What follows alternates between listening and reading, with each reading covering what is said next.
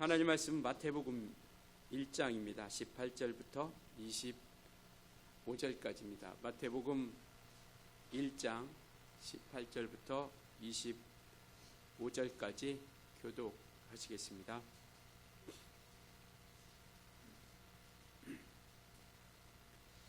예수 그리스도의 나심은 이러하니라. 그의 어머니 마리아가 요셉과 약혼하고 동거하기 전에 성령으로 잉태된 것이 나타났더니 그의 남편 요셉은 의로운 사람이라 그를 드러내지 아니하고 가만히 끊고자 하여 이 일을 생각할 때 주의 사자가 현몽하여 이르되 다윗의 자손 요셉아 내 아내 마리아 데려오기를 무서워하지 말라.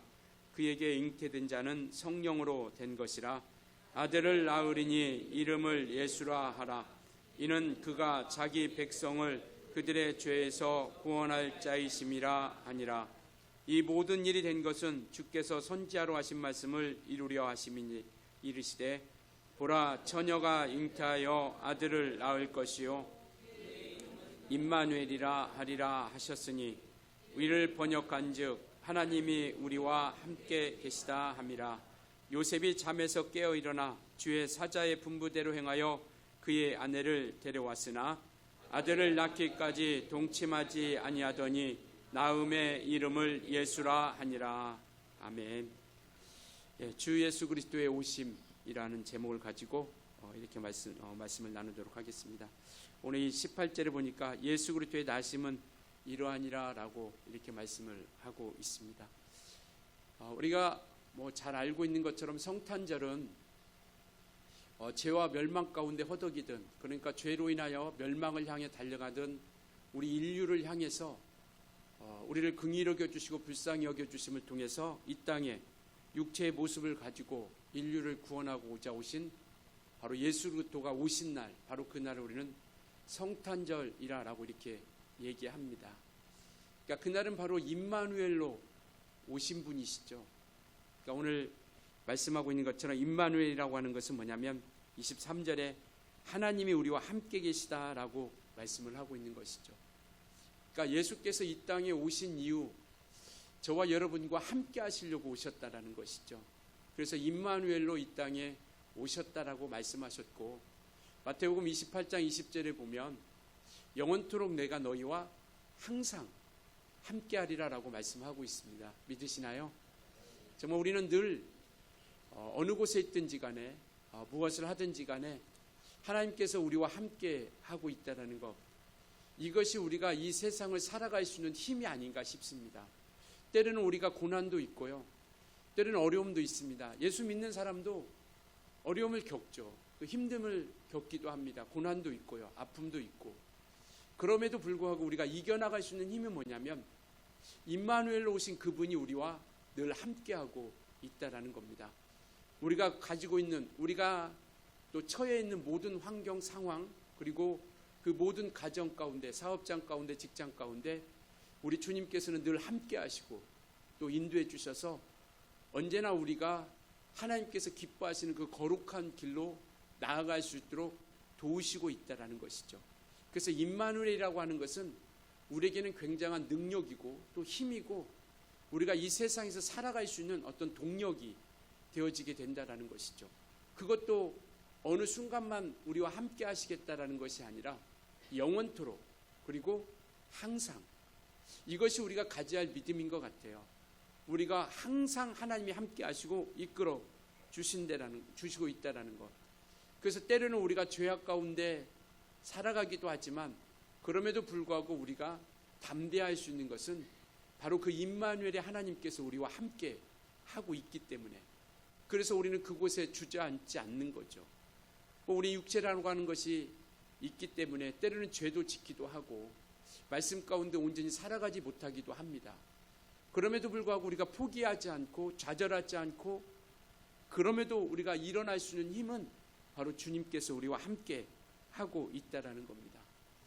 예수 그리스도께서 이 땅에 오신 것은요 결코 우연이 아닙니다. 어찌어찌 하다 보니까 주님이 오셨겠지가 아니라 이는 하나님께서 영원전부터, 오래전부터 계획된 하나님의 약속 가운데 있었던 것이죠. 그래서 이 모든 것들이 하나님의 약속대로 이루어져 가고 있다라는 것. 이와 같이 하나님은 그 약속대로 그리고 하나님의 뜻대로 이 땅에 오셨고 또 그가 이루시고 계획하신 그 모든 것들을 완성해 가고 있다라는 겁니다. 주님께서 이 땅에 오신 이유 바로 그것은요, 우리가 주님을 만나러 갈 수 없기 때문에, 너무나도 쉬운 얘기고 우스운 얘기일 수 있겠지만 우리가 주님을 만날 수 없기 때문에 주님이 이 땅에 만나러 오신 거예요. 그러니까 죄를 가지고서는 우리가 주님을 만날 수 없고 또 주님께 가까이 갈 수 없기 때문에 주님이 하늘에서 이 땅에 오신 거예요. 우리를 만나 주시려고, 우리와 함께 해 주시려고, 그리고 이 땅에 우리에게 주님께서 우리에게 함께 하시려고 이 땅에 오신 것이죠. 왜? 우리가 주님과 눈높이를 할 수 없기 때문에 주님이 낮춰주신 겁니다. 우리의 눈에 우리가 주님과 만날 수 있는 그 길, 그리고 주님과 함께 할 수 있는 그곳까지 내려오신 거예요. 그것이 바로 육체의 모습을 가지고 이 땅에 오신 겁니다. 그러니까 그분은 종의 형체라고 이야기하는 이 육체의 모습을 가지고 가장 낮은 모습으로, 하나님이시니까, 하나님의 아들이시니까 이 땅에 육체를 가지고 오셨다는 것은 가장 낮은 모습으로 이곳에 임했다라는 것을 말씀을 하고 있습니다. 그래서 계속해서 성경은 창세기 3장 15절, 이와 같이 여자의 후손을 통해서 내가 내 머리를 상하게 할 것이다 라고 약속하신 아담 이후로, 범죄한 이후로 하나님께서는요, 창세기 3장 15절, 우리가 이것을 원시복음이라 이렇게 얘기합니다. 그러니까 우리 인생들에게, 우리 인류에게 주신 첫 번째 가장 근본적인 복음이라고 하는 것이죠. 그러니까 내 자손, 그러니까 내 여인의 후손을 통해서 내 머리를 상하게 할 것이다 라고 하는 것. 그러니까 여자의 후손을 통해서 바로 마귀의 머리를 멸하게 할 것인 것, 마귀의 사망 권세를 깨뜨리고 우리를 자유케 하시겠다라고 약속하신 그 아담 이후로 범죄하고 나서 곧바로 하나님께서 우리에게 복음의 소식을 들려주신 겁니다. 그래서 창세기 3장 15절 이후로부터 우리는 계속해서 그 복음의 역사, 하나님께서 우리를 향한 그 복음의 역사들을 계속 꾸준히 우리에게 나타내주고 있다라는 것이죠. 어찌 보면 우리 같은 인생들, 그리고 우리 같은 허물이 많고 죄악투성인 우리 인생들을 뭐가 그렇게 아까워서 우리를 그렇게 사랑해 주실까? 그러니까 우리가 구약을 보지 못하면, 물론 예수께서 이 땅에 오신 것도 가장 큰 축복이지만 구약을 우리가 살펴보면서 우리가 깨달을 수 있는 것은 뭐냐면, 이스라엘이 그렇게 악한 길에 쓰고 우상을 숭배하고 죄악의 길에 쓰였음에도 불구하고 하나님께서는 그들을 끝까지 책임져 주시고 이끌어 가지고 있다라는 것이죠. 그러니까 이런 표현이 좀 거북스럽긴 하지만, 정말 만약에 우리 중에 한 사람이 누가 주님이 하나님이라고 한다면 차라리 버리고 말죠. 정말 그렇게 끝까지 참아가면서 그들을 이끌어 가시려고 하는 그러한 어떤 마음이 우리 인생들의 마음이라고 한다면 없어질 겁니다. 우리 자신을 봐도 그렇잖아요. 나 같은 자를 위해서 피 흘려주셨다는 게 이게 얼마나 귀하고 감사합니까? 그러니까 이스라엘 백성들은 날마다 그런 축복을 주고 은혜를 주었음에도 불구하고 하나님께로 가까이 가는 것보다는 하나님과 더 멀어지고 말씀에 따라가기보다는 자기가 하고 싶은 대로 하는 모습 가운데, 그럼에도 불구하고 주님은요, 포기하지 않으세요. 끝까지 이끌어 가십니다. 끝까지 인도해 주신다라는 것이죠. 그 이야기가 계속 창세기 3장 15절 그때로부터 시작해서 수많은 예언자, 선자들을 통해서 나타내 주셨고, 마침내 때가 참에 하나님께서 2000년 전에 이곳에 메시아 예수 그리스도를 이 땅에 보내주신 것이죠. 갈라디아서 4장 4절에는 이렇게 말씀하고 있습니다. 우리 한번 같이 읽을까요? 시작. 때가 참에 하나님이 그 아들을 보내사 여자에게서 나게 하시고, 그러니까 창세기 3장 15절에 그 여자의 후손을 통해서 뱀의 머리를 상하게 할 것이다 라고 약속한 그 약속, 그것이 마침내 2000년 전에 마리아라고 하는 여인의 태를 빌려서 이 땅에 오셔서 그 하나님의 역사를 이뤄가고 있다는 것, 이게 얼마나 놀라운 일입니까? 1, 2년도 아니고 1, 200년도 아니고 수천 년을 끊임없이 참으시다가 마침내 때가 참에 2000년 전에 이 땅에 마리아와 요셉이라고 하는 그 가정을 통해서 성령으로 잉태하여 이 땅에 그 예수 그리스도가 나게 하시는 그런 거룩한 역사를 보여주고 있다라는 겁니다. 그러니까 우리의 믿음은요, 바로 이것이 약속대로 이루어진 것이다라는 것을 우리가 굳게 믿는 겁니다. 그러니까 우리가 세상에서는 한두 가지만, 어떤 점쟁이나 어떤 용하다는 사람들이 한두 가지만 맞춰도요, 그 집은 불납니다. 정말 사람들이 줄을 서죠. 그것에서 점을 치려고. 그런데 구약의 예언이요, 자그마치 32,500여 가지라고 합니다. 이것은 뭐냐면 성경 구절보다도 더 많은 예언이에요. 구약의 성경 구절보다도 더 많은 예언, 32,500여 가지라고 하는 그 예언의 말씀이 40명이라고 하는 그런 기자들에 의해서 각각의 직업도 다른데, 그러니까 성경을 기록한 많은 사람들은 각각의 직업도 달라요. 신분도 다릅니다. 그리고 그 시대도 정말 이루 말할 수 없는 이러한 시대 가운데서 이와 같이 일관되게 이야기하고 있는 것이 예수 그리스도를 위해서 말씀하고 있다라는 겁니다.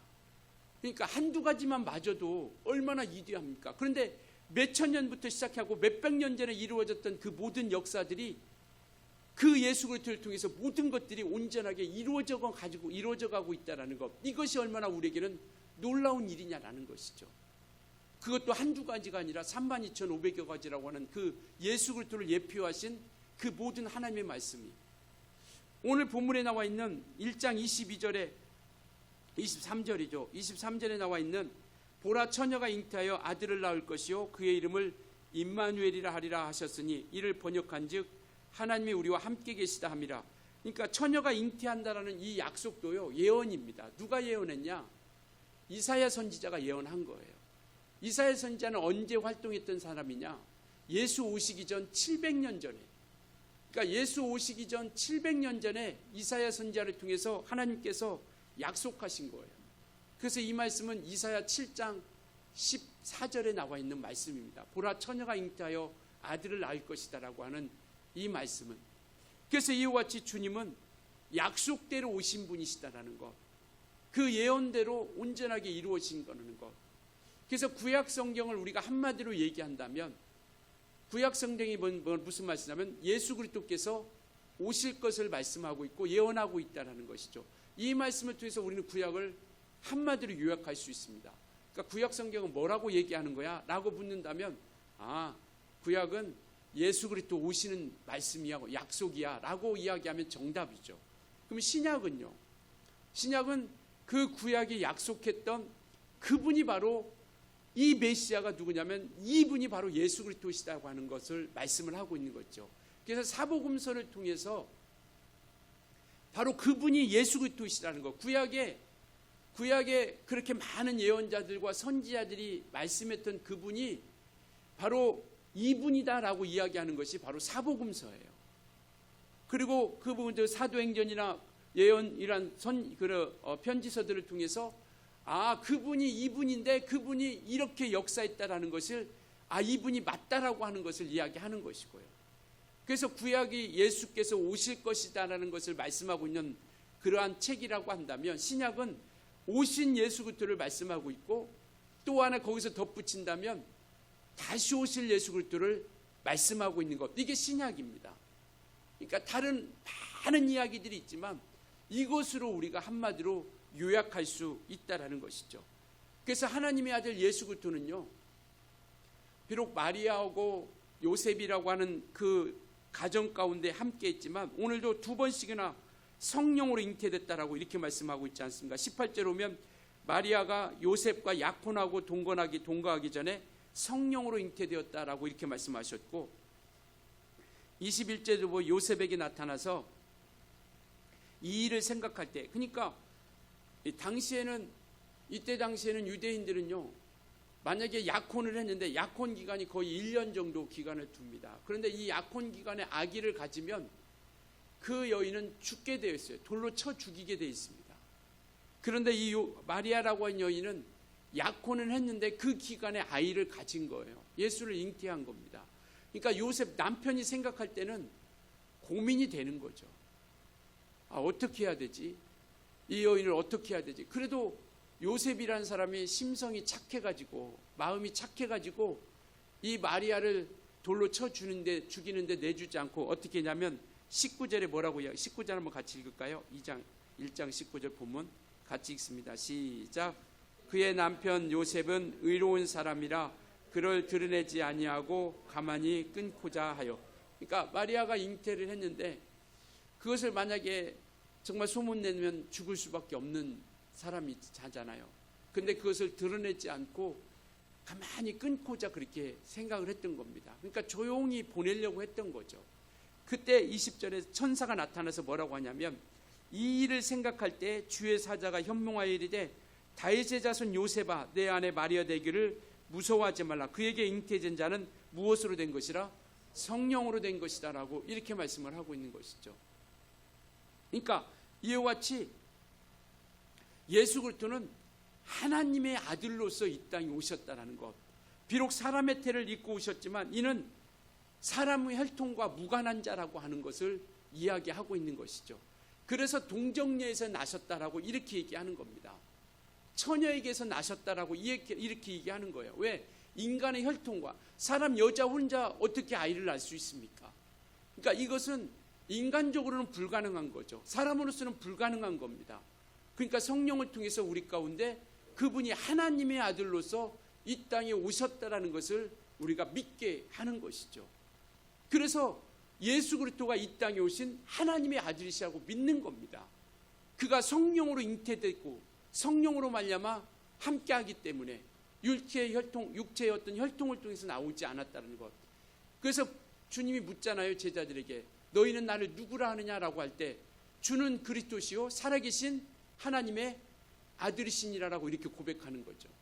그러니까 이것이 진정한 참된 신앙의 고백이라고 하는 것을 말씀을 하고 있습니다. 그래서 요한복음에서 요한은요 이것을 말씀하고 있는 겁니다. 요한은 그 모든 요한이 쓴 성경을 통해서 예수가 하나님의 아들이시다라는 것을 말씀하고 있는 거예요. 그래서 그가 하나님의 아들로 이 땅에 오신 것. 그래서 요한복음 20장 31절에 이렇게 말씀하고 계세요. 이것만을 기록한 것은 예수께서 이 땅에 오셔서 행하신 표적과 이적을 능력을 나타내고 기록한다라면 이 세상에 두기에도 부족하지만 그러나 요한이 이렇게 말씀하고 이것만을 기록한 것은 이것을 통해서 하나님의 아들이신 것을 믿고 그리고 그 믿음을 통해서 생명을 얻기에 부족함이 없기 때문이라고 이렇게 말씀하고 있죠. 그러니까 요한은 요한복음을 기록한 목적은 뭐냐면 예수가 하나님의 아들이시다라고 하는 것을 말씀을 하고 있는 겁니다. 그래서 이와 같이 예수 그리스도께서는 하나님의 아들로 오셨다라는 것. 그러면 굳이 왜 하나님이신가 이 땅에 왜 육체를 가지고 오셨을까? 바로 그것은요 하나님과의 우리의 관계를 회복시키고자 하는 겁니다.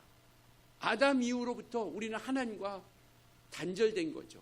그러니까 죄라고 하는 것은 죽음이라고 하는 것은 뭐냐면 단절이라고 하는 것을 이야기하는 거예요.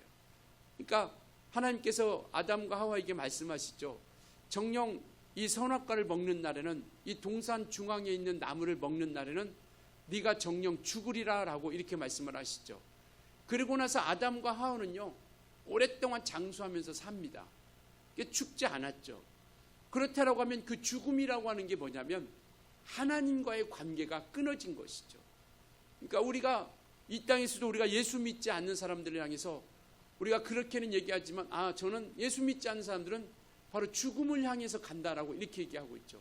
비록 육체의 생명은 살아있지만 하나님과의 관계가 회복되지 않았으니까 그는 죽은 자예요. 그 영은 죽은 자입니다. 그러나 우리는 비록 육체가 죽는다 할지라도 우리는 산자가 되는 거죠. 그래서 이와 같이 예수께서 아담 이후로부터 그 죄악으로부터 끊겼던 단절됐던 그 관계를 이와 같이 회복시켜 주시러 오신 것이죠. 그래서 수많은 시간 동안 이와 같이 이스라엘 백성들은 짐승의 피를 통해서 그것을 약속으로 받고 달려왔던 겁니다. 짐승의 피를 이와 같이 성막에 가지고 들어갈 때마다 내 죄 사함 받았다 이렇게 믿는 거예요. 그리고 그것을 이렇게 믿음으로써 가지는 거죠. 그래서 이스라엘 백성들은 유대인들은 약속을 가진 겁니다. 그 약속을. 그러나 우린 예수를 통해서 구원의 완성을 우리는 이룬 사람들이고요. 이스라엘 백성들은 약속을 가지고 죽은 사람들이고, 그래서 이와 같이 수많은 시간 동안 짐승의 피를 통해서 약속을 이어왔습니다. 무엇을 통해서? 구약의 제사를 통해서. 그들은 제사를 통해서요, 그 약속을 붙잡고 왔습니다. 그러나 이제 비유로 보여주신 그 약속을 예수님께서 이 땅에 완전한 죄 해결을 위해서 이 땅에 그 몸을 가지고 이 땅에 세상에 나타나신 것이죠. 그래서 그의 피를 통해서, 십자가의 보혈을 통해서, 그 피를 통해서 우리의 죄를 완전히 깨끗게 해결해 주신 겁니다. 그러니까 피라고 하는 것은 생명이 있고, 피를 통하지 않고서는 그 죄를 감당할 수 없게 되는 것이죠. 그래서 예수께서는 십자가의 피 흘리심을 통해서요, 우리가 가지고 있던 모든 죄의 문제를 완전하게 깨끗하게 해결해 주신 겁니다. 그렇기 때문에 저와 여러분은 죄가 있어요, 없어요? 없다고 해야 돼요. 없다고 하셔야 정답입니다. 죄가 있어요, 없어요? 어저께 거짓말 했어도 나는 죄인이 아닙니다. 그러니까 우리는 죄가 없는 사람들이에요.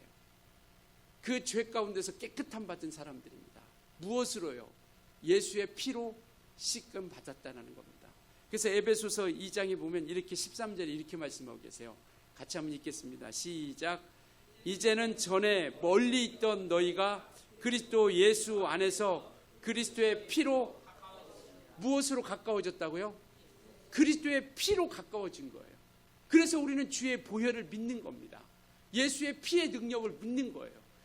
혹 우리에게 너 천국 갈 수 있어 묻는다라고 하면 어제 죄를 지었다 할지라도 우리는 뭐라고 얘기해야 돼요? 나는 천국 갈 수 있다라고 믿는 겁니다. 인정하는 거죠. 왜? 예수의 피로 우리 죄를 깨끗게 씻어주셨기 때문에. 그래서 피가 아니면, 예수께서 피 흘려주시지 않으면 우리는 하나님께로 나아갈 수 있는 길이 막혀버린 거예요. 그래서 그분이 우리를 화목시키려고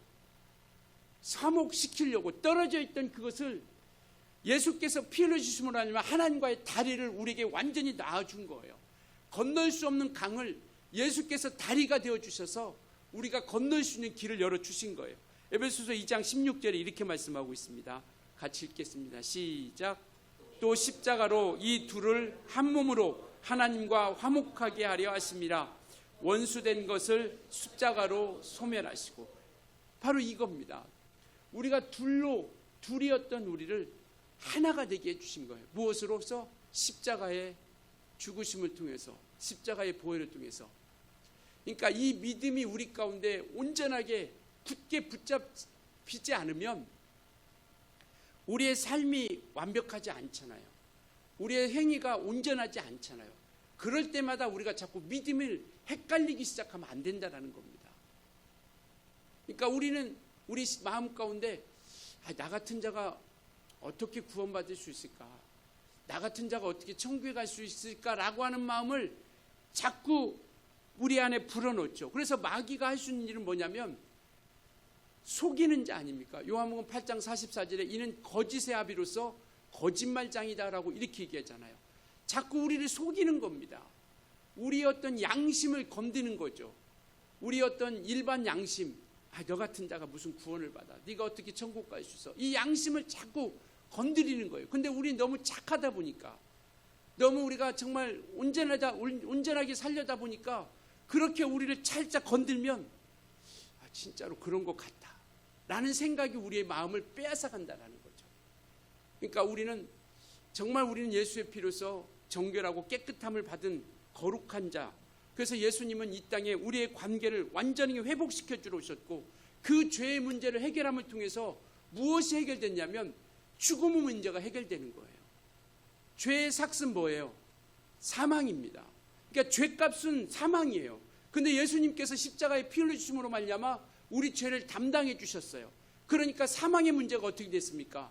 해결된 거예요. 그래서 예수께서 피 흘려주심으로 말미암아 죄의 문제가 해결되고 사망의 문제가 해결된 거예요. 그 사망이라고 하는 것은 지옥 형벌을 이야기하는 것이고요.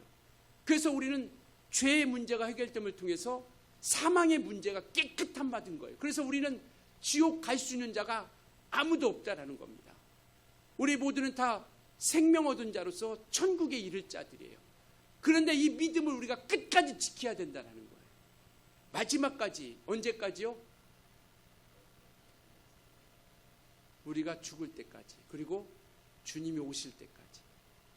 이 믿음을 우리가 놓쳐서는 안 된다는 것을 말씀을 하고 있습니다. 그래서 하나님 아버지께서는 예수 그리스도를 이 땅에 보내신 것이고요. 바로 이 생명을 우리에게 주시려고 그는 이 땅에 이와 같이 하나님의 아들로서 이 땅에 오셨다라는 것. 그래서 처녀의 몸에 태어났다고 하는 것을 성경이 기록하고 있는 거예요. 이는 인간의 혈통과 무관한 자라고 하는 것. 그래서 이것을 우리가 굳게 믿는 것이고요. 아, 예수 그리스도는 하나님의 아들이시구나. 인간의 혈통과 무관한 정말 하나님의 아들로서 이 땅에 오셨다라는 것을 말씀을 하고 있는 겁니다. 그래서 하나님의 아들 예수님은 정말 이 땅에 어둠뿐이요, 사망뿐이요, 그리고 이와 같이 거짓뿐인 이 세상 가운데 빛으로 오신 거예요. 이 어둠의 세상을 빛으로 오셨습니다. 마귀가 누굽니까? 어둠의 세상 주관자 아닙니까? 사망 권세 잡은 자 아니겠어요?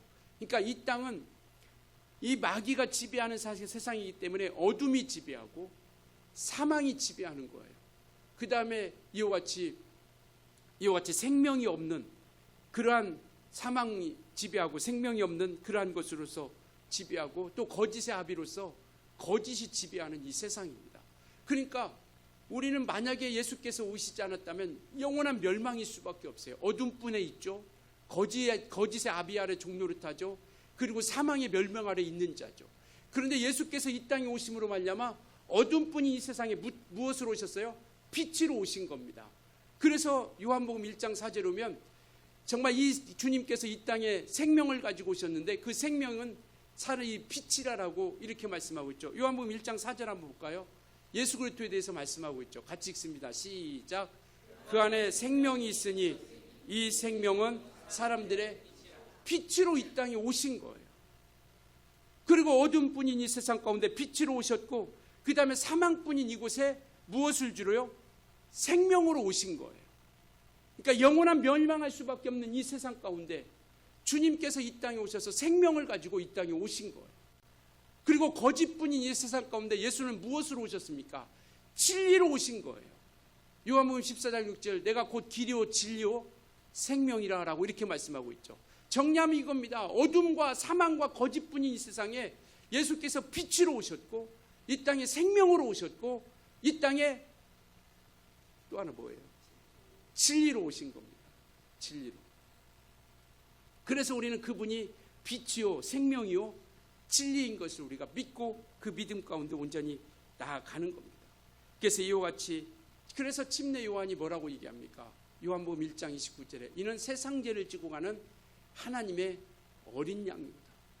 세상 죄를 지고 가는 유월절 양을 잡았던 그 이야기를 이야기하고 있는 것처럼 정말 십자가에서 죄를 대신해서 대속제물이 되어주셨고 그분은 육신을 입고 이 땅에 오셨죠. 왜요? 왜 육신을 입고 오셨습니까? 죽으시러요. 그래서 성탄절은요 주님께서 이 땅에 죽으시러 오신 거예요. 요한복음 2장 9절에 이렇게 말씀하고 계세요. 한번 보여주실래요? 같이 읽습니다. 시작. 오직 우리가 천사들보다 잠시 동안 못하게 하심을 입은 자 곧 죽음의 고난 받으심으로 말미암아 영광과 존귀로 관을 쓰신 예수를 보니 이를 행하심은 하나님의 은혜로 말미암아 모든 사람을 위하여 죽음을 맛보려 하십니다. 예수께서 이 땅에 천사들보다 잠시 못한 그 육체의 모습을 가지고 이 땅에 오신 것은 무엇을 맛보려 하십니다? 죽음을 맛보려 하십니다. 왜냐하면 죄는 죄값은 사망이잖아요. 그런데 육체가 없으면 죽을 수 있어요, 없어요? 없습니다. 천사는 죽지 않죠. 영적인 존재이기 때문에 죽지 않습니다.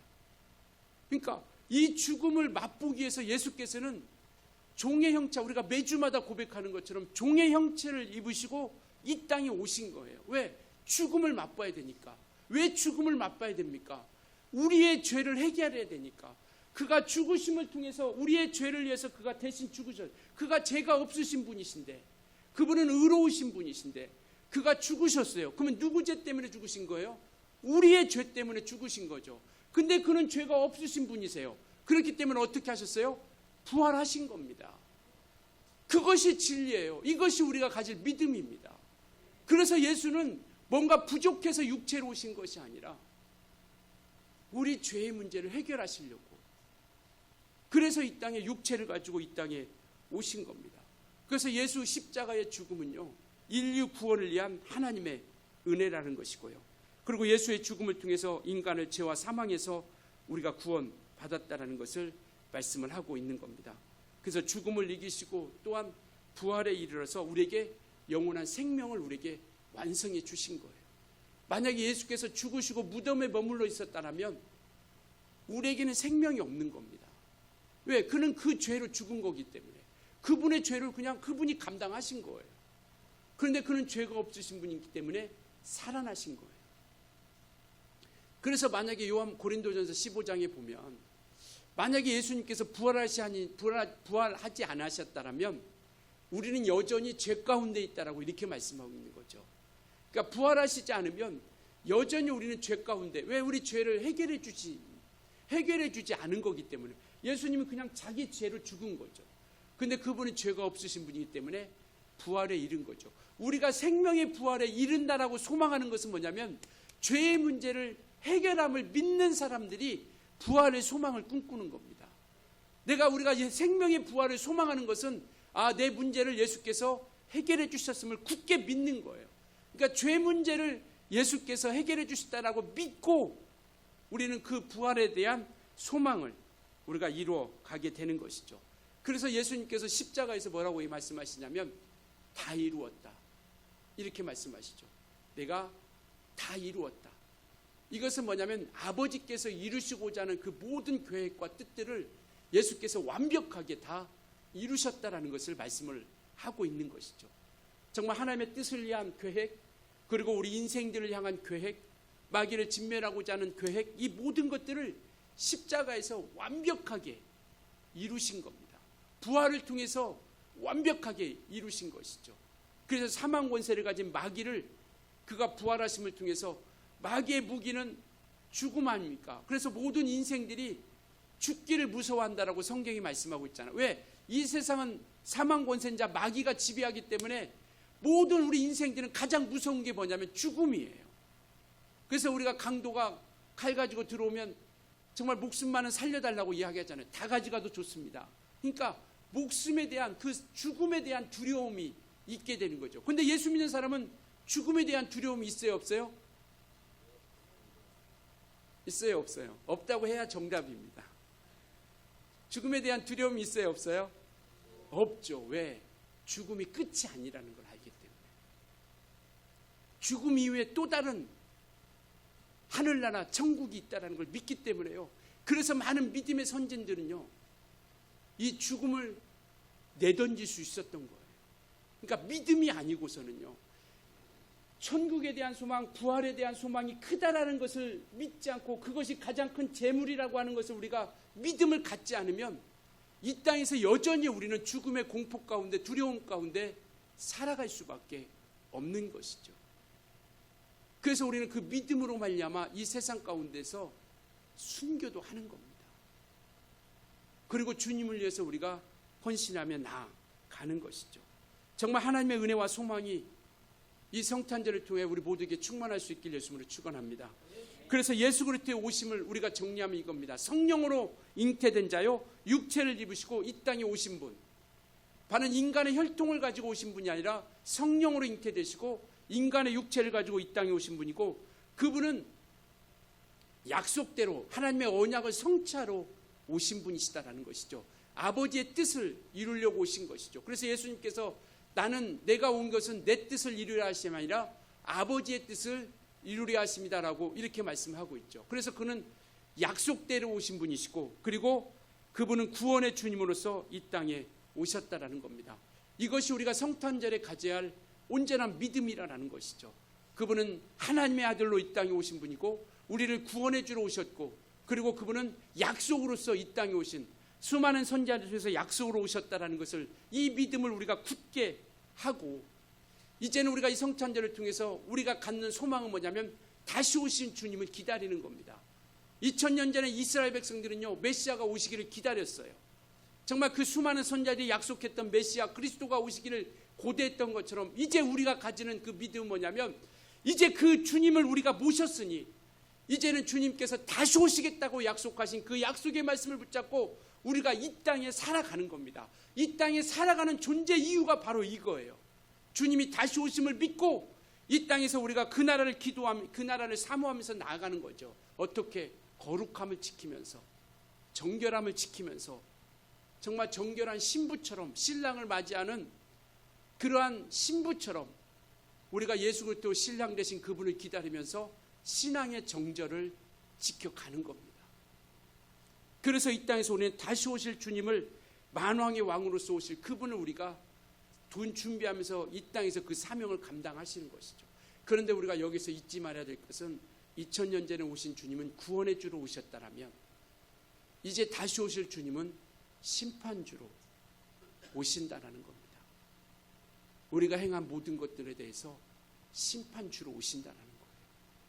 그렇기 때문에 우리는 이 땅에서요, 거룩하고 경건하고 정결하게 살아가면서 우리에게 주신 그 사명, 그 일을 우리가 이뤄가면서 그 믿음의 길을 우리가 함께 걸어가는 겁니다. 그래서 믿음의 성장도 이루고 거룩한 열매를 잇기 위해서 우리가 달려가는 것이고요. 고린도후서 5장 8절에는 이렇게 5장 18절에는 이렇게 말씀하고 있습니다. 우리 한번 같이 읽고 기도하시겠습니다. 같이 읽을게요. 시작. 모든 것이 하나님께로 났으며 그가 그리스도로 말미암아 우리를 자기와 화목하게 하시고 또 우리에게 화목하게 하는 직분을 주셨으니, 주님께서 이 땅에 오셔서 하나님과 우리 사이를 화목하게 하셨고, 또한 우리를 통해서 이제 화목케 하는 무엇을 주셨다고요? 직분을 주신 겁니다. 이 땅에 살아가면서 우리가 감당할 일이 뭐냐면 화목케 하는 일을 이루어가는 거예요. 세상에 있는 많은 사람들, 하나님을 알지 못하고 여전히 죄 가운데 멸망을 향해서 달려가는 그들에게 예수 그리스도께서 우리에게 화목케 하는 길을 열어주셨으니, 하나님과의 화목케 하는 일을 우리가 그 일을 감당하는 겁니다. 그래서 그들의 영혼들이 하나님께로 인도함 받도록 그 복음의 소식을 우리가 증거하는 것이죠. 예수께서 이 땅에 오신 그 예수 그리스도의 거룩한 성탄이 바로 기쁜 소식이요. 그래서 누가복음 2장 10절에는 뭐냐면, 이 모든 백성들에게는 구원의 큰 기쁨의 소식이다라고 이렇게 말씀하고 있죠. 예수께서 이 땅에 오신 것이 그냥 기쁨의 소식도 아니고요, 큰 기쁨의 소식이다라고 이렇게 말씀을 하고 있습니다. 저와 여러분은 이제 화목케 하는 직분을 맡은 자들이에요. 누구와? 하나님과 화목케 하는 일을 우리가 만들어 가는 겁니다. 그래서 예수를 전하고 복음을 전하고 예수의 죄사함을 전하고 부활하심을 우리가 증거하고 나아가게 되는 것이죠. 정말 이와 같은 믿음을 가지고 사명을 감당하며 주님 오실 날을 기다리는 거룩한 성탄절의 믿음의 결단과 믿음의 다짐으로 출발하는 그런 시작점이 될 수 있기를 예수님으로 축원합니다.